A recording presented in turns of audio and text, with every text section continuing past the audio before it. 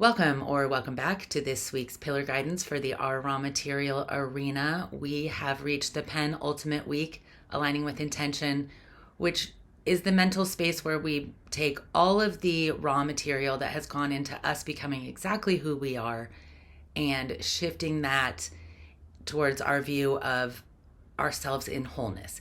Can we see every moment as perfect exactly as it is? Have we set ourselves up, cleared the decks, gotten all the shame, blame, and negative feelings out of the way so that we can see everything that we go through as pure, important, valuable experience? Aligning with intentions is week 11.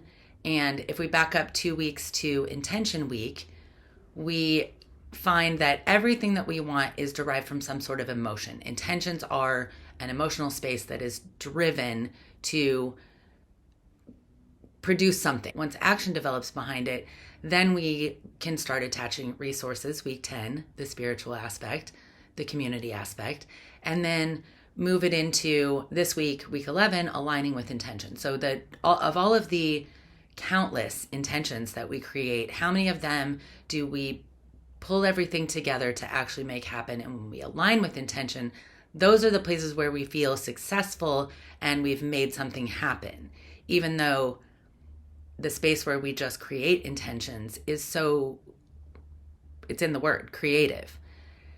Creation is the point of our emotional being. So how we are each conditioned to react in response to the stimuli that our daily lives offer us is the magical stuff that we work with in the emotion space.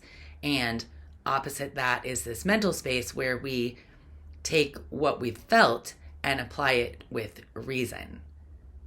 Enter the spiritual weeks that fall between those two, and then the physical weeks where we pull ourselves up, breathe, learn how to get rid of what stands in our way, again, the shame and blame, so that we can breathe more clearly, we can see more clearly, and we can hold ourselves in wholeness more clearly, which is the entire point of the practice. It's really just an opportunity for us to have common thought. And if more of us align with the intention of being aware of what is important to us and what we're willing to fight for or what we're willing to just offer our opinion about, we find the space to back up and listen to someone who is incredibly passionate about what they're saying, even if we don't agree with them, and take that into our own consideration rather than at the onset saying, no, I don't want to hear this. It's important for us to start hearing things that we don't want to hear. And right now we're so curated. We have aligned with the intention in so many ways to insulate ourselves and protect ourselves and make sure that we at least are,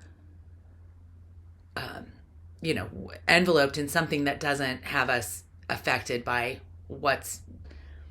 and my mind just exploded with that thought. So I hope that energetically you all can understand aligning with intention is very individual. It's the stuff that's led by our brain. So when we align with the things that are valuable and important to us, not just the things that have made us emotional, sometimes they're the same thing, but there's an applied reason in between there that keeps us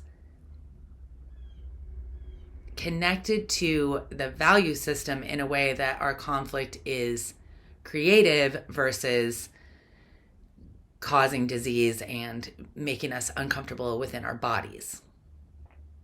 How can each of us have our own voice to represent ourselves and feel good about the place that we stand in, even if someone else's, from our view, looks so much better? Aligning with intention is such a fun space for me to be, because where I used to look at things that I wasn't accomplishing and feel like, oh, I should have done that by now, or I should have anything, I can look back with joy on how I have spent my time, knowing that I have created within the arena the awareness that every single step I take is a good one.